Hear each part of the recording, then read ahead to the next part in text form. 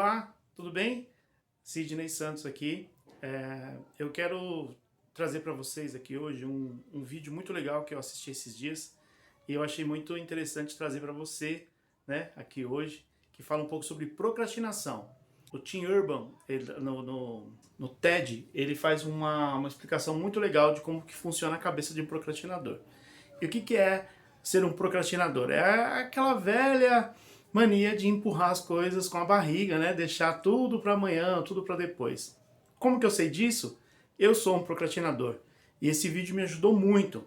E eu quero que você assista agora, né? E comente se esse vídeo falou com você, se ele serviu para você. Compartilhe com um amigo, compartilhe com alguém, tá bom? Se serviu para você, assim como serviu para mim, como tem me ajudado, possa ajudar você também. Fica aí com o vídeo.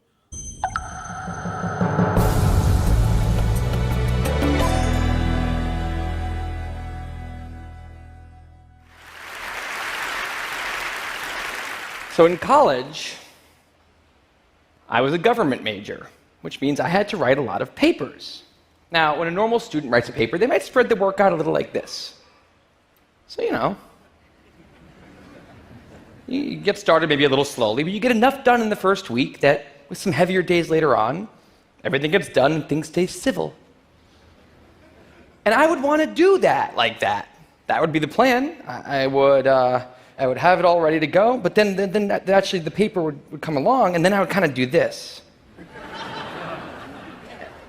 And that would happen every single paper. But then came my 90-page senior thesis, a paper you're supposed to spend a year on. I knew for a paper like that, my normal workflow was not an option. It was way too big a project. So I planned things out, and I decided I kind of had to go something like this. This is how the year would go. So I'd start off light, and I'd bump it up in the middle months. And then at the end, I would kick it up into high gear. It's just like a little staircase. How hard could it be to just walk up the stairs? No big deal, right? But then, funniest thing happened. Those first few months, they came and went, and I couldn't quite do stuff. So we had an awesome new revised plan. But then those middle months actually went by, and I didn't really write words. And so we were here. And then 2 months turned into 1 month, which turned into 2 weeks. And one day I woke up with 3 days until the deadline, still not having written a word, and so I did the only thing I could. I wrote 90 pages over 72 hours, pulling not one but 2 all-nighters. Humans are not supposed to pull 2 all-nighters. Sprinted across campus, dove in slow motion, and got it in just at the deadline. I thought that was the end of everything. But a week later, I get a call. It's the school. And they say, "Is this Tim Urban?" And I say, "Yeah." And they say, "We need to talk about your thesis." And I say, "Okay." And they say, "It's the best one we've ever seen."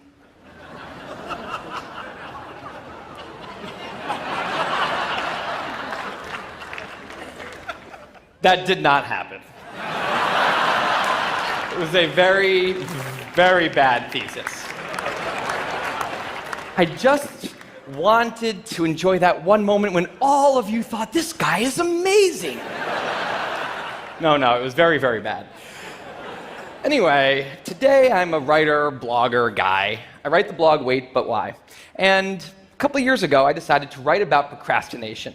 My behavior has always perplexed the non-procrastinators around me, and I wanted to explain to the non-procrastinators of the world what goes on in the heads of procrastinators and why we are the way we are. Now, I had a hypothesis that the brains of procrastinators were actually different than the brains of other people. And to test this, I found an MRI lab that actually let me scan both my brain and the brain of a proven non-procrastinator, so I could compare them, and I actually brought them here to show you today, and I want you to take a look carefully to see if you can notice a difference. And I know that if you're not a trained brain expert, it's not that obvious, but just take a look, okay? So here's the brain of a non-procrastinator. Now, here's my brain.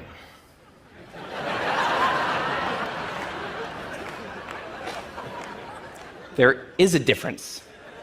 both brains have a rational decision maker in them, but the procrastinator's brain also has an instant gratification monkey. Now, what does this mean for the procrastinator? Well, it means everything's fine until this happens. So the rational decision maker will make the rational decision to do something productive, but the monkey doesn't like that plan. So he actually takes the wheel and he says, actually, let's read the entire Wikipedia page of the Nancy Kerrigan-Tanya Harding scandal because I just remembered that happened. Then we're going to go over to the fridge. We're going to see if there's anything new in there since 10 minutes ago. After that, we're going to go on a YouTube spiral that starts with videos of Richard Feynman talking about magnets and ends much, much later with us watching interviews with Justin Bieber's mom. All of that's going to take a while, so we're not going to really have room on the schedule for any work today. Sorry. Now, what is going on here? The instant gratification monkey does not seem like a guy you want behind the wheel. He lives entirely in the present moment. He has no memory of the past, no knowledge of the future, and he only cares about two things: easy and fun. Now, in the animal world, that works fine. If you're a dog and you spend your whole life doing nothing other than easy and fun things, you're a huge success. And to the monkey, humans are just another animal species. He has to keep well slept, well fed, and propagating into the next generation, which in tribal times might have worked okay. But if you haven't noticed, now we're not in tribal times. We're in an advanced civilization, and the monkey does not know what that is, which is why we have another guy in our brain, the rational decision maker, who gives us the ability to do things no other animal can do. We can visualize the future. We can see the big picture. We can make long-term plans. And he wants to take all of that into account, and he wants to just have us do whatever makes sense to be doing right now. Now, sometimes it makes sense to be doing things that are easy and fun, like when you're having dinner or going to bed or enjoying well-earned leisure time. That's why there's an overlap. Sometimes they agree. But other times, it makes much more sense to be doing things that are harder and less pleasant for the sake of the big picture, and that's when we have a conflict. And for the procrastinator, that conflict tends to end a certain way every time, leaving him spending a lot of time in this orange zone, an easy and fun place that's entirely out of the make sense circle. I call it the dark playground. Now, the dark playground is a place that all of you procrastinators out there know very well. It's where leisure activities happen at times when leisure activities are not supposed to be happening.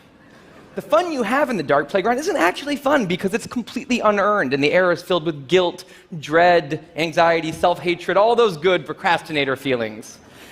And the question is, in this situation, with the monkey behind the wheel, how does the procrastinator ever get himself over here to this blue zone? A less pleasant place, but where really important things happen. Well, turns out that the procrastinator has a guardian angel, someone who's always looking down on him and watching over him in his darkest moments, someone called the panic monster.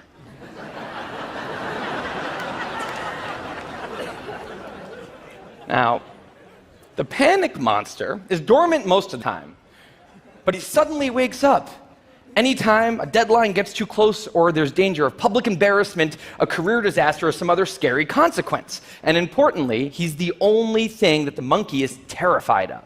Now, he became very relevant in my life pretty recently because the people of TED reached out to me about 6 months ago and invited me to do a TED Talk.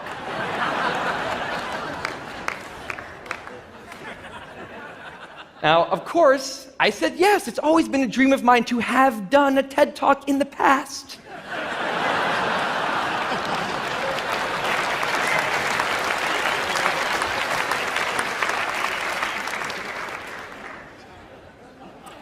But in the middle of all this excitement, the rational decision maker seemed to have something else in his mind. He was saying, are we clear on what we just accepted? Do we get what's going to be now happening one day in the future? We need to sit down and work on this right now.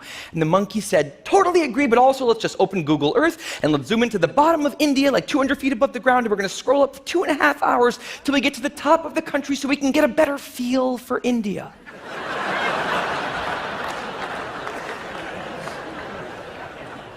So that's what we did that day.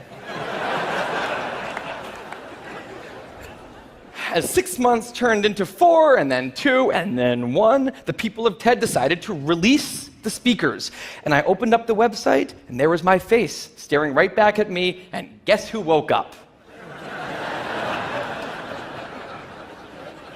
So the panic monster starts losing his mind, and a few seconds later, the whole system's in mayhem.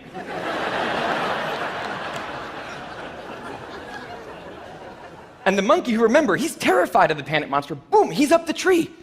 And finally, the rational decision maker can take the wheel, and I can start working on the talk. Now, the panic monster explains all kinds of pretty insane procrastinator behavior, like how someone like me could spend 2 weeks unable to start the opening sentence of a paper, and then miraculously find the unbelievable work ethic to stay up all night and write 8 pages. And this entire situation with the 3 characters, this is the procrastinator's system. It's not pretty, but in the end, it works. And this is what I decided to write about on the blog just a couple years ago. Now, when I did, I was amazed by the response. Literally thousands of emails came in from all different kinds of people, from all over the world, doing all different kinds of things. These were people who were nurses and bankers and painters and engineers and lots of PhD students. And they were all writing saying the same thing. I have this problem too. But what struck me was the contrast between the light tone of the post and the heaviness of these emails. These people were writing with intense frustration about what procrastination had done to their lives, about what this monkey had done to them. And I thought about this, and I said, if the procrastinator system works, then what's going on? Why are all these people in such a dark place? Well, turns out that there's 2 kinds of procrastination. Everything I've talked about today, the examples I've given, they all have deadlines. And when there's deadlines, the effects of procrastination are contained to the short term because the panic monster gets involved. But there's a second kind of procrastination that happens in situations when there is no deadline. So if you want to have a career where you want to be a self-starter, something in the arts, something entrepreneurial, there's no deadlines on those things at first, because nothing's happening at first, not until you've gone out and done the hard work to get some momentum, to get things going. There's also all kinds of important things outside of your career that don't involve any deadlines, like seeing your family, or exercising and taking care of your health, working on your relationship, or getting out of a relationship that isn't working.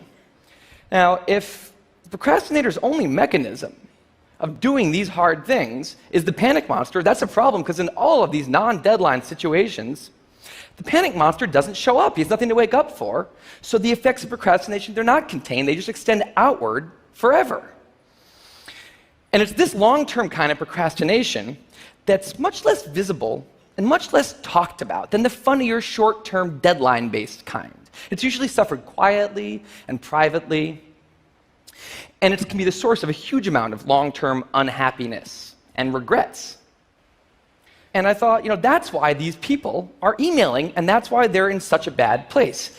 It's not that they're cramming for some project. It's that long-term procrastination has made them feel like a spectator at times in their own lives. The frustration was not that they couldn't achieve their dreams, it's that they weren't even able to start chasing them. So I read these emails, and I had a little bit of an epiphany that I don't think non-procrastinators exist. That's right. I think all of you are procrastinators. Now, you might not all be a mess, like some of us. And some of you may have a healthy relationship with deadlines. But remember, the monkey's sneakiest trick is when the deadlines aren't there. Now, I want to show you one last thing. I call this a life calendar. That's 1 box for every week of a 90-year life.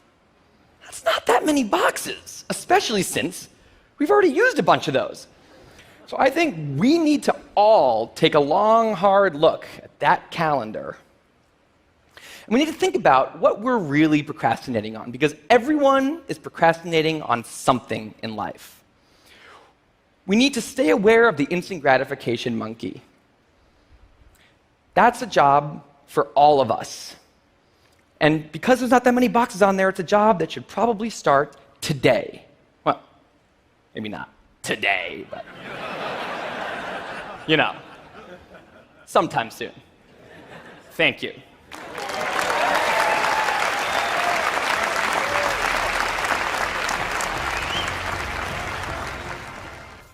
E aí, gostou do vídeo?